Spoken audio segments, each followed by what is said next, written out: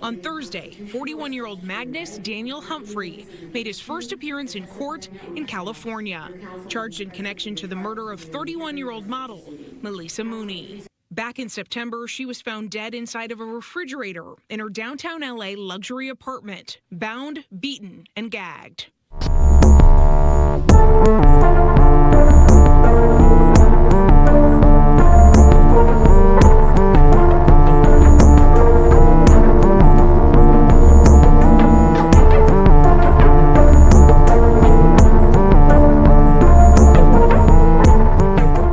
When police opened the door to the luxury apartment in downtown Los Angeles, a cold breeze hit them immediately. Something was wrong. Very wrong. The apartment was flooded, water covered the floors, and then they saw it. A dark pool of blood spreading out from beneath the refrigerator. Inside that refrigerator, they found the body of 31-year-old Maleesa Mooney. She was bound, gagged, beaten, and she was 2 months pregnant. For 7 days, her family had heard nothing from her. No calls, no texts, nothing. When they finally tracked down her phone, someone was trying to sell it on the street for just $100. A $1,000 iPhone being sold for $100. Maleesa was a model, a real estate agent. She had just moved into her dream apartment and decorated it with brand new furniture. She was excited about becoming a mother. Her whole life was ahead of her. But she made one mistake. She opened her home to someone she trusted. That trust would cost her everything. This is the story of Maleesa Mooney, and what you're about to hear will stay with you long after this video ends. Welcome to Crazy Dark Files. Before we dive deep into this case, if you love true crime and want to hear more stories like this, hit that subscribe button right now and turn on your notifications. Cases like Maleesa's need to be told. Your support helps us keep bringing these important stories to light. And do me a favor, drop a comment below and tell me what state or country you're watching from. Let's build this community together. Now let's talk about what happened in downtown Los Angeles in September 2023. Maleesa Marie Mooney was born in 1992. She grew up in a close family that loved her deeply. But if you wanted to know who Maleesa really was, you just had to ask her younger sister, Jordan. Jordan was 24 years old when she lost her sister, and when she talked about Maleesa, you could hear the love in every word. "She taught me everything," Jordan said. "Everything I know." Maleesa taught her little sister how to drive. She taught her how to put on makeup. She showed her how to dress with style and how to walk confidently in heels. Maleesa wasn't just a sister.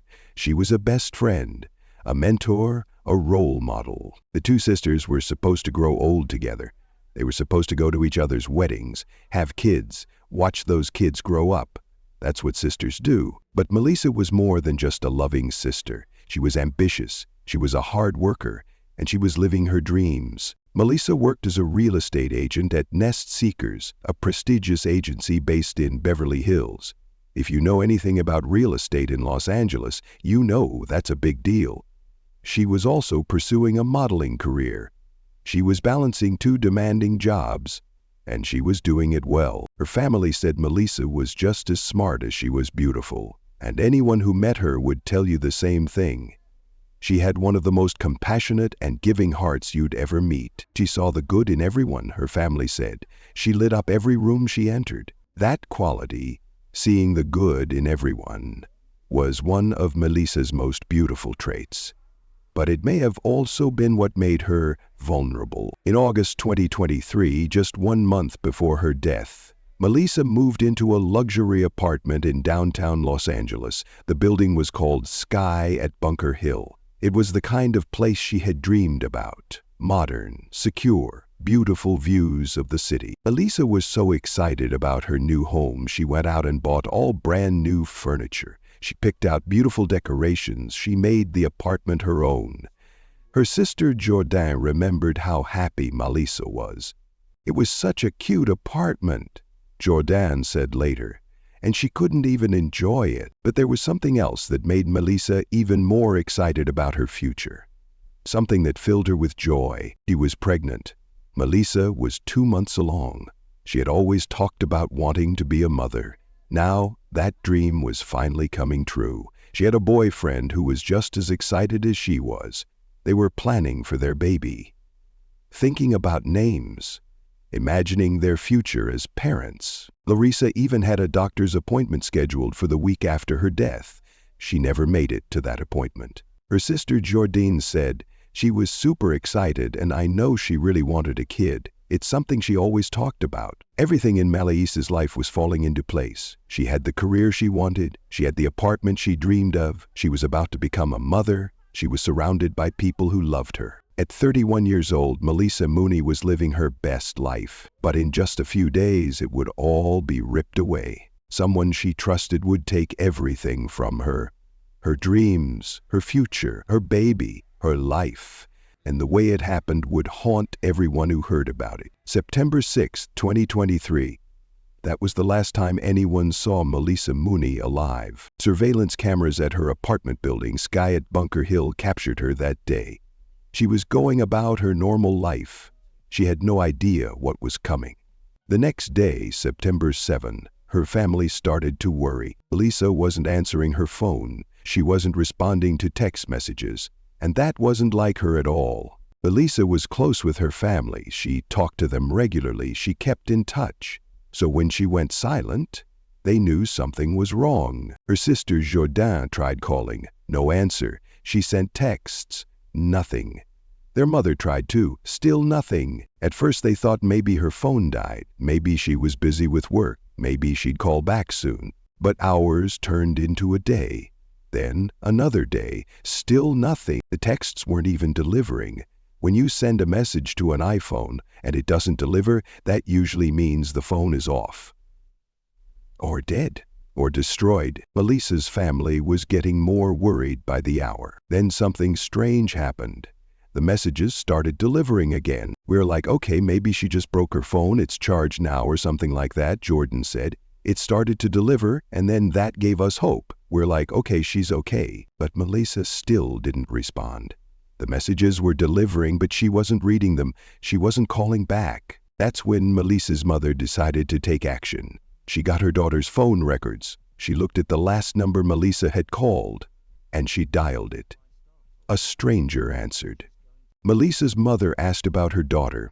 She asked if this person had seen her phone, and what the stranger said next made her blood run cold. Someone had tried to sell them Maleesa's iPhone for $100. Think about that for a moment.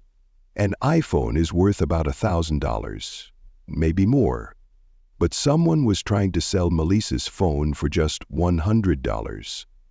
Someone was desperate to get rid of it fast. Whoever had her phone was trying to sell her phone, Jourdain explained. And her last call was made to the person who was trying to buy her phone. So my mom calls the last number because she's like, okay, we can't get in contact with her, so maybe this person knows. And the person on the phone was like, oh no, someone was just trying to sell me this iPhone for $100. Now the family knew for certain. Something terrible had happened to Maleesa. They had plans to meet up with her that weekend. Jourdain and her mother were supposed to help Maleesa and themselves move into a new home. But Maleesa never showed up. She never called. She never explained. The family made a decision. They had to go to her apartment. They drove to Sky at Bunker Hill in downtown Los Angeles. They went up to Maleesa's floor. They knocked on her door. No answer. They tried the door handle. Locked. Building security wouldn't let them inside without permission. So they did the only thing they could do. They called the police and asked for a welfare check. Her family had asked police to do a welfare check when they hadn't heard from her. We just knew something was off, like her messages wasn't delivering and stuff. September 12, 2023. 5 days after Maleesa went silent. 6 days after she was last seen alive. At 3:54 in the afternoon, Los Angeles Police Department officers arrived at the apartment building. The building manager came with a key. Maleesa's family waited nearby, hoping for the best but fearing the worst. The officers approached the door. They knocked. They announced themselves. No response. They put the key in the lock. They turned it. The door opened, and what they were about to find would haunt them forever. The moment the door opened, the officers felt it. A cold breeze coming from inside the apartment. In September, In Los Angeles, apartments aren't usually cold, but this one was freezing.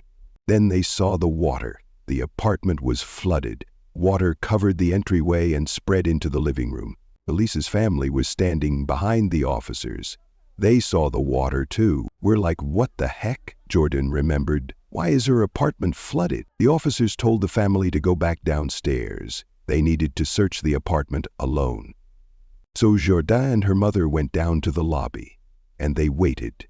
For hours they waited, not knowing what the police had found, not knowing if Maleesa was alive or dead. Finally, they got the news that would destroy them. Maleesa was dead. Her body had been found inside the refrigerator.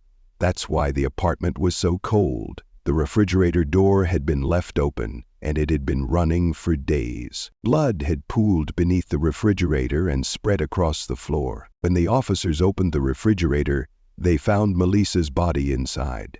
She had been bound with electric cords and pieces of clothing. Her wrists were tied. Her ankles were tied. A gag made from clothing had been stuffed into her mouth. Other items of clothing covered her head. She had been beaten badly, and here's what made it even more terrifying. There were no signs of forced entry. The door hadn't been kicked in. The locks hadn't been broken. Whoever did this, Maleesa had let them in. She opened her door to them. She trusted them, and they killed her. Pause for a moment and think about this. Have you ever let someone into your home that you barely knew? Maybe a friend of a friend, maybe someone you just met. Drop a comment below and let me know. Because this case shows us why we need to be so careful about who we trust. When the police finished processing the scene, Maleesa's family was finally allowed to go inside the apartment. What they saw was like something out of a nightmare. Black fingerprint dust covered everything. The police had been looking for evidence, looking for prints, looking for anything that could tell them who did this. Parts of the carpet had been ripped up, probably because they were soaked with blood, and the refrigerator was gone. The police had taken it as evidence. But something else was missing too. Personal items that belonged to Maleesa. Her phone was gone. Her laptop was gone. Her favorite purse was gone. And strangely, her dirty laundry was missing too. Why would someone take dirty laundry? It was honestly so chilling, Jordan said. I've never experienced anything like that before. Different parts of the carpet were ripped up and the refrigerator was gone. Whatever happened that night was very scary and traumatic. I know she was so scared. I just hate to think about it. The guy at the mortuary started crying for us because of that, how traumatic it is. And it's like, why would someone do this, Like, why would someone do this to her, Maleesa spent her final moments in terror, in pain, fighting for her life and the life of her unborn baby, and she died alone at the hands of someone she trusted. In October 2023, the Los Angeles County Department of Medical Examiner released Maleesa's autopsy report, and the details were absolutely horrific. Maleesa had blunt force traumatic injuries all over her body. Her face was injured, her head was injured, her back and her upper left arm showed signs of trauma. She had lacerations, she had abrasions, she had contusions covering her body. One of her ribs was fractured, but the worst injuries were to her ankles. Both of Maleesa's ankles were broken. Her sister Jordan spoke publicly about what had been done to Maleesa. She was in a struggle, Jordan said. Both her ankles were broken, her hands, her legs. They did multiple things to her body. The police can't even pinpoint what exactly took her. Think about that. Both ankles broken, injuries to her hands, injuries to her legs, multiple traumas to her body. It's very gruesome details, Jordan continued. She was definitely in a struggle. It wasn't something that quickly happened. Maleesa fought. She fought hard. She fought for her life. She fought for her baby. But she couldn't win. The medical examiner listed her cause of death as homicidal violence. But here's the disturbing part. They couldn't pinpoint exactly what killed her. The blunt force injuries alone weren't severe enough to cause death on their own. But the report said that based on the circumstances of how Ms. Mooney was found, these injuries suggest she was likely involved in violent physical altercation prior to her death. The medical examiner believed Maleesa may have been asphyxiated, suffocated, but there were no direct marks from strangulation on her neck. The gag in her mouth, the items covering her head, the way she was bound, all of it pointed to asphyxiation, but they couldn't say for certain. Toxicology tests showed that cocaine and alcohol were present in Maleesa's system, but the medical examiner couldn't determine what role, if any, drugs or alcohol played in her death. What we do know is this: Maleesa suffered. She suffered terribly, and she died slowly. She was 2 months pregnant. She had a doctor's appointment scheduled for the week after her death, an appointment she would never make, a baby she would never hold. The injuries to Maleesa's body were so severe that her family had to make a heartbreaking decision. They had to have a closed casket at her funeral. We had to hire a special person to come in and put her together as possibly good as they can, Jardine said. We have to have a closed casket. We can't even see her. The people at the mortuary don't even want us to see her because he said it's traumatic. The guy at the mortuary started crying for us because of that. And we're still going to have a closed casket because I don't want anyone to see her in that type of condition. Jourdain didn't want people to remember her sister that way, not broken, not beaten, not destroyed. She wanted people to remember Maleesa the way she was. Beautiful, smiling, full of life. I don't want anybody to remember her like this, you know, Jordan said. But the family would never forget what was done to her. They would never forget the brutality, the cruelty, the evil. And they would never stop fighting for justice. After Maleesa's body was discovered, the Los Angeles Police Department launched a murder investigation, but in those first days and weeks they released very few details to the public. Maleesa's family was desperate for answers. They wanted to know who did this. They wanted to know why. But the police weren't telling them anything. The police haven't said anything to us yet because of the ongoing investigation, Jourdain said. But from what we saw at the coroner and mortuary, my sister was in a struggle, and it's devastating. A lot of things just don't make sense to us. We're just really trying to get answers. And then there was something else that made the situation even more terrifying. Just 2 days before Maleesa was found, another model was discovered dead in her apartment in downtown Los Angeles. Her name was Nicole Coates. She went by Nikki. She was 32 years old. Nikki's apartment was less than 3 miles away from Maleesa's. 2 black models, both found dead in their downtown LA apartments, both within 2 days of each other. The community was terrified. Was there a predator targeting models? Was there a serial killer on the loose? The police later said the 2 cases were not related. But the fear remained. The questions remained. And for Maleesa's family, the frustration was growing. We don't even know who we're looking for, Jordan said. The police haven't released any pictures. If it was a guy, if it was a woman, hopefully we have a new lead and they post a picture and we get something so we could know what we're looking for and just who we're looking for. I need more steps to be made instead of just sitting on our hands. Weeks passed, then months. No arrests, no suspects named, no pictures released. The family felt like they were in the dark. On October 14, 2023, Maleesa's family held her funeral. It was just 2 days before what would have been her 32nd birthday. They buried her with a closed casket. They said goodbye to a daughter, a sister, a friend, and to a baby who would never be born. But there was still no justice, no answers. September turned into October. October turned into November. November turned into December. Then January. Then February. For 5 months, Maleesa's killer walked free. For 5 months, her family had no answers, no justice, no peace. They didn't know who killed her. They didn't know why. They didn't even know if the person was still in Los Angeles or if they had fled. All they could do was wait and hope and pray that someone somewhere would find the person who did this. And finally, in February 2024, they got the news they had been waiting for. February 21, 2024. More than 5 months after Maleesa's murder, police in Minnesota arrested a 41-year-old man named Magnus Daniel Humphrey at his home. He was arrested on an unrelated federal warrant, but the Los Angeles Police Department had been watching him. They believed he was responsible for Maleesa's murder. Humphrey agreed to be extradited back to Los Angeles to face charges. And that's when the shocking details started to come out. Magnus Daniel Humphrey had been staying in Maleesa's apartment. She had opened her home to him. She had let him stay there. She trusted him. The Los Angeles District Attorney's Office said it clearly. She opened her home to this individual with trust, but was repaid with torture and murder. But here's what we still don't know. How did Maleesa know Magnus Humphrey? How did they meet? Why was he staying in her apartment? Police have never explained the nature of their relationship. There's no evidence that they were romantically involved.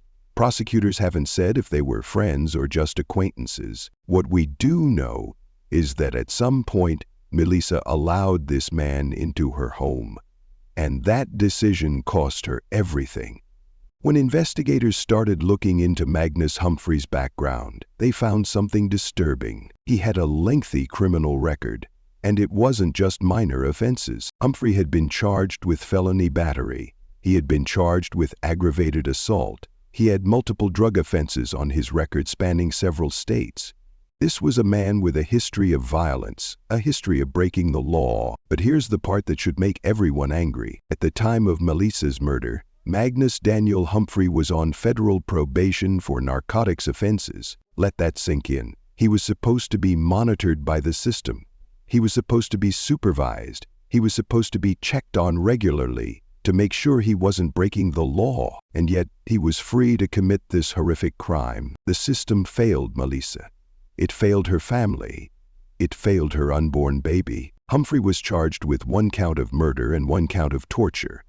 When he appeared in court, he pleaded not guilty. He's currently being held without bail as he awaits trial. But even now, there are so many unanswered questions. Why did he do it? What was his motive? Police have never revealed why Magnus Humphrey allegedly killed Maleesa. There's been no public explanation. No clear reason. Did they have an argument? Did something go wrong? Was it planned, or did it happen in a moment of rage?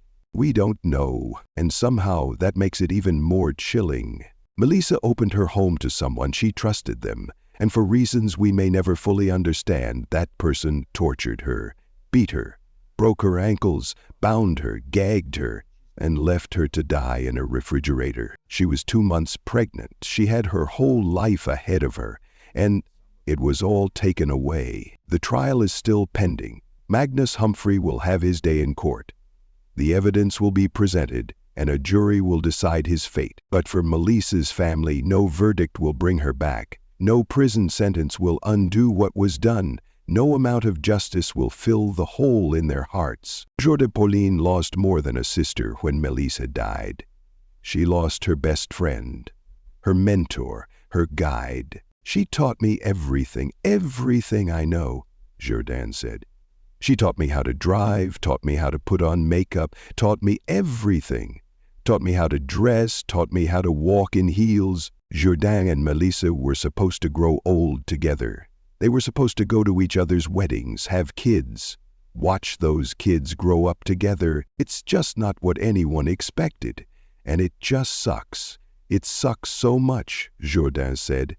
I just can't wrap my mind around this ending. But even in her grief, Jordan says she feels her sister's presence. I feel like she's here with us, though, she said. I'm smelling sweet smells.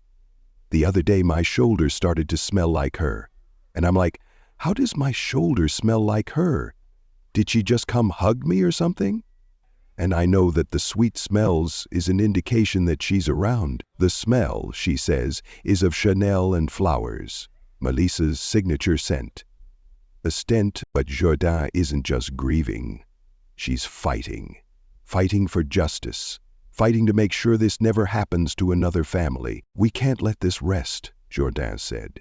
It could save the next woman's life. If you do it once, I'm sure to this caliber you have it in you to do it again. So whoever did it, they need to be prosecuted. We're going to get justice. The family has been frustrated by how long the investigation took. 5 months before an arrest. 5 months of waiting. 5 months of not knowing, but they never gave up. And they won't give up now. Maleesa's family released a statement describing who she really was. We would like to remember Maleesa in all of the glorious ways God divinely made her to be. Maleesa was an extremely sweet and generous soul. She saw the good in everyone and lit up every room she entered. Maleesa was just as smart as she was beautiful and had one of the most compassionate and giving hearts you'd ever meet. That quality, seeing the good in everyone, was one of Maleesa's most beautiful traits. It's what made people love her.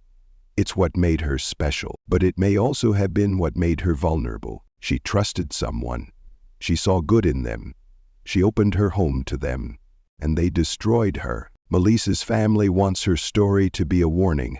They want other women to be careful, to be cautious, to protect themselves. Because if sharing Maleesa's story can save even one life, then her death won't be completely in vain. Maleesa's story is heartbreaking, but if we can learn from what happened to her, maybe we can prevent it from happening to someone else. First, trust but verify. If someone asks to stay in your home, even temporarily, do your research. Look them up online, check their social media, ask mutual friends about them. If possible, run a background check. Tell your family and friends who is staying with you. Send them a photo. Give them the person's full name. Let people know how long this person will be in your home. If something feels off, trust that feeling. It's better to seem rude than to put yourself in danger. Secondly, share your location with family or close friends using apps on your phone. Set up a schedule where you text or call someone every day or every few days. Create a code word that means you're in danger. If you use that word, the other person knows to call for help immediately. And normalize welfare checks. If someone you love goes silent for even a day or two, don't wait. Check on them. It's not overreacting. It could save their life. Third, protect your phone. Enable Find My Phone or similar tracking features on all your devices. If your phone goes missing, you or your family can track where it is. The fact that someone tried to sell Maleesa's phone for $100 was a huge red flag. If your loved one's phone is being sold or their accounts show strange activity, call the police immediately. Now I want to hear from you. What do you think could have prevented this tragedy? What safety measures do you take when you're living alone or when you have guests in your home? Share your thoughts in the comments below. Your perspective might help someone else stay safe. Let's learn from each other. Magnus Daniel Humphrey is awaiting trial. The legal process is ongoing. Eventually, he'll face a jury. Evidence will be presented, and justice will hopefully be served. But no verdict will bring Maleesa back. No prison sentence will undo what was done. That's why we tell these stories, not just to talk about tragedy, but to educate, to prevent, to advocate for change. Maleesa Marie Mooney deserves so much more than what happened to her. She deserved to live. She deserved to become a mother. She deserved to grow old with her sister. If this case affected you, please hit that like button right now and share this video. Maleesa's story needs to be heard. The more people who hear it, the more lives we might be able to save. And if you haven't already, subscribe to this channel and turn on notifications so you never miss a case. These stories matter. These victims matter. Rest in peace, Maleesa Marie Mooney. You deserved so much more.